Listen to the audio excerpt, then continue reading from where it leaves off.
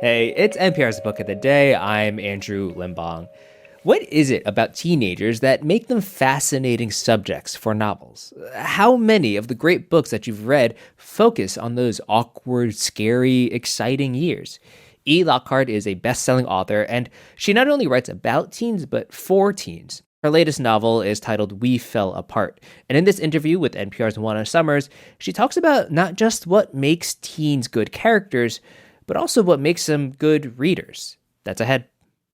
This message comes from Schwab. Everyone has moments when they could have done better, like cutting their own hair or forgetting sunscreen, so now you look like a tomato. Same goes for where you invest. Level up and invest smarter with Schwab. Get market insights, education, and human help when you need it. Learn more at schwab.com. This message comes from Progressive Insurance. Progressive makes it easy to see if you could save when you bundle your home and auto policies. Try it at progressive.com. Progressive Casualty Insurance Company and Affiliates. Potential savings will vary. Not available in all states. You may know author Lockhart from her best-selling novel, We Were Liars. It came out back in 2014, and the young adult novel became a bestseller. And the story about an affluent family who spent every summer on a fictional island off of Martha's Vineyard gripped new audiences through its Amazon Prime series adaptation, which got some big emotional reactions from fans online.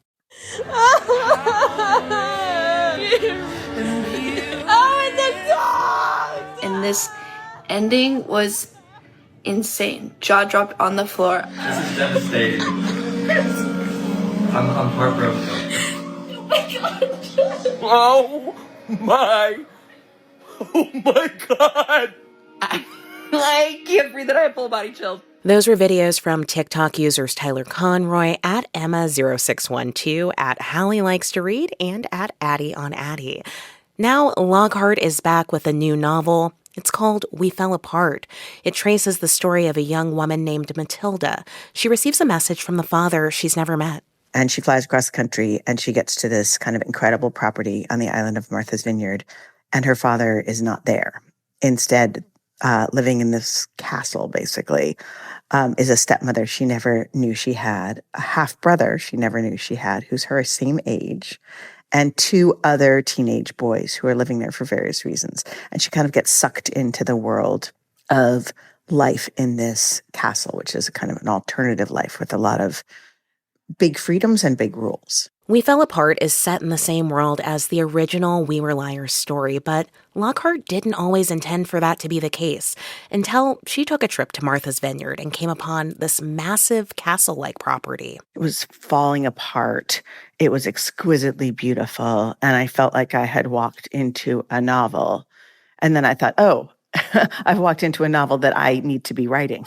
I wanted to know what made Lockhart want to revisit this world for a third time. I mean, honestly, if I could say to you the hold that Martha's Vineyard has on my imagination in a simple sentence, I wouldn't have needed to write 3 novels. You know, it's a beautiful coastline with a long history, right? There's also just this raging sea that is terrifying and full of sharks, right? Like the story of Plymouth Rock and the story of Jaws, right? These are 2 of our big Massachusetts stories. Mm-hmm.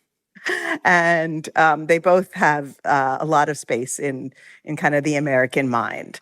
So I think I'm interested in that, right? In the danger and in the iconography. I wonder, what do you think it is about We Were Liars and the universe that you've constructed that has just resonated with so many people over the last decade? Well, I don't really think it's the aspirational nature of it, although some people will argue that, right? Some people say, oh, we all want to watch rich people behaving badly. We all want to spend a summer on a fancy private island or on a fancy Martha's Vineyard estate. But I don't think that's what my most passionate readers are coming to my stories for. What they're doing that I can see, you know, anecdotally on TikTok and Instagram and in the comments on my social media is having a big reaction. They either hate this book or this TV show so much they want to throw it across the room and tell everybody not to read it, or they're breaking down in tears and saying, thank you so much. And also, will you pay for my therapy? We can get so much entertainment from our phones and from those social media channels. But what we don't get is a big emotional investment, right? We can get laughter. We can get, dopamine hits, can go on travel adventures. But we need a book or a longer form drama to give us an emotional catharsis. And people have a big reaction to these books, right? It's not always positive, but they have a big reaction. These books all also seem to have these sort of big questions about morality at the center of them. What is it about grappling with that continues to entice you? I'm thinking of this interview that I read with you from, I think, a couple years ago, where you talked about how your books, as well as the show, ask this question of, like, what do you do when you're ashamed of yourself? What do you do when you've done something horrible? And whether a person can find forgiveness for themselves. Well, I am ongoing interested in that question, right? When you've done something you're ashamed of, do you sit under the rug? Do you, get into that rug and pull everything out and look at it? Can you accept yourself? Can you tell yourself that you're going to change? Can you find a place of forgiveness, or do you carry that weight with you all the time? This is a fundamental question about just being a person, right? That's what fiction is about, whether it's my fiction or somebody else's fiction. It's about this problem of being a human being and figuring out a moral compass or a way to be in the world.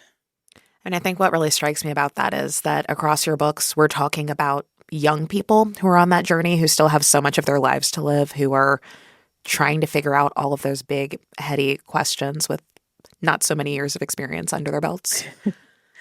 Well, I think one of the reasons I continue, in middle age to be interested in writing about teenagers and for teenagers is that teenagers are in a really important and kind of exciting transition in life, right? They are separating from the institution that is their family of origin, that is their schooling, that is their church, that is their sports team, that is, I could name a whole lot of other things. Their scout troop, right? There are these institutions that we participate in as young people. And when we're very young, they're just the water that we're swimming in. And as we become teenagers, we begin to question, rebel, re-navigate our relationship to those institutions as we prepare to leave the nest or, settle down in there. But we have to navigate that because we can suddenly see those institutions that shape us, and we're going to emerge into adulthood, choosing our own identity and not just swimming in the water that we've always been in. We've been speaking with Lockhart. Her new book, We Fell Apart, is out now. Thank you so much.